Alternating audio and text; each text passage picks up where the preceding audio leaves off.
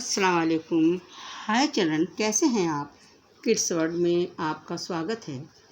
بچوں، پچھلے ایپیسوڈ میں ہم نے دیکھا تھا کہ سب لوگ دیوتاؤں کے کارن ابراہیم سے بہت ناراض ہو گئے تھے۔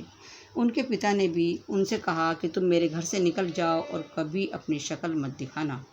بیٹے نے کہا، آپ کے حکم سے چلا جاتا ہوں، مگر مجھے آپ کی بہت فکر ہے اور میں اس لیے کہ آپ غلط راستے پر ہیں، میں اپنے رب سے آپ کے لیے دعا کروں گا۔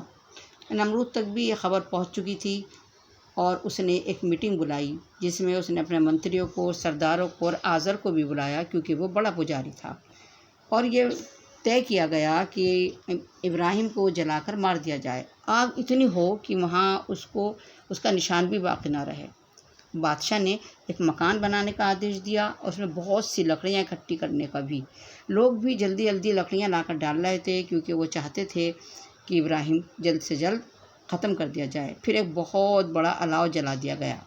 آگ مکان سے نکل کر آکاش کو چھونے لگی کیونکہ اس مکان کے اوپر چھت نہیں بنائی گئی تھی۔ سوال تھا کہ ابراہیم کو اس میں کیسے ڈالا جائے، کیونکہ آگ اتنی اونچی تھی اور اس سے اتنی تیز گرمی نکل رہی تھی کہ پکشی بھی اس کے اوپر سے نہیں اڑ سکتے تھے۔ تو پھر وچار کیا گیا، پھر لوگوں کی میٹنگ بیٹھی اور کسی سمجھدار آدمی نے ایک ایسی مشین یا ایک ایسا اوزار بنایا کہ جس میں بیٹھا کر بہت دور سے ہی انہیں پھینک دیا جائے۔ یہ ایسی ہی تھی مانو جیسے کہ گلیل ہوتی ہے، اس میں کنکر رکھ کے پکشی کی طرف مار دیا جاتا ہے۔ یہ بہت بڑی تھی اور اس سے پھینکنا آسان تھا۔ لوگ تماشا دیکھنے کے لیے اکٹھا ہو گئے تھے۔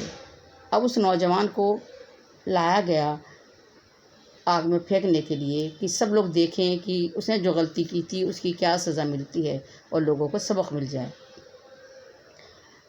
اب اللہ نے فرشتے کو بھیجا اپنے دوست کو بچانے کے لیے، ان کی مدد کرنے کے لیے۔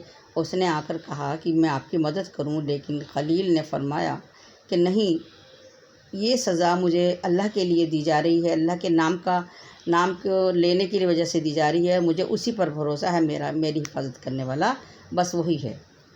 اور ان کو آگ میں پھینک دیا گیا۔ لیکن یہ کیا، آگ کو تو خدا کا آدیش پہلے ہی مل چکا تھا کہ میرے خلیل کے لیے ٹھنڈی ہو جا، اور اب وہاں پر آگ نہیں تھی، باغ تھا، مہک تھی پھولوں کی اور آرام ہی آرام تھا۔ کئی دن کے بعد جب لوگوں نے سوچ لیا کہ اب آگ ختم ہو گئی ہے، تب جا کر دیکھیں کہ مجرم ختم ہو گیا۔ لیکن یہ کیا، وہاں تو الگ ہی نظارہ تھا۔ ابراہیم علیہ السلام اپنے رب کا گنگان کر رہے تھے، سب حیران تھے کہ یہ کیا ہوا۔ حضرت ابراہیم نے اب یہاں سے چلا جانا ہی بہتر سمجھا، ان لوگوں سے دور، اپنا دیش، اپنا ملک، اپنا سب کچھ چھوڑ کر، بس اپنی پتنی جس کا نام سارہ تھا اسے لے کر وہ اپنے گھر سے نکل گئے۔ اب وہ مصر کی طرف چلے گئے۔ وہاں پر ایک اور امتحان ان کے انتظار میں تھا۔ یہاں جو راجا تھا وہ عورتوں کو پکڑ لیا کرتا تھا۔ سندر عورتیں اس کی کمزوری تھی۔ ابراہیم نے ان لوگوں سے، اس کے سپاہیوں سے کہا کہ یہ میری بہن ہے۔ تب راجا نے انہیں اپنے یہاں ٹھہرایا، پرنتو یہ بات بہت دن تک نہیں چھپ سکی اور پتہ لگ گیا کہ یہ پتی پتنی ہیں۔ راجا بڑا ناراض ہوا اور اس نے سارہ کو پکڑ کر اپنے محل میں بلوا لیا۔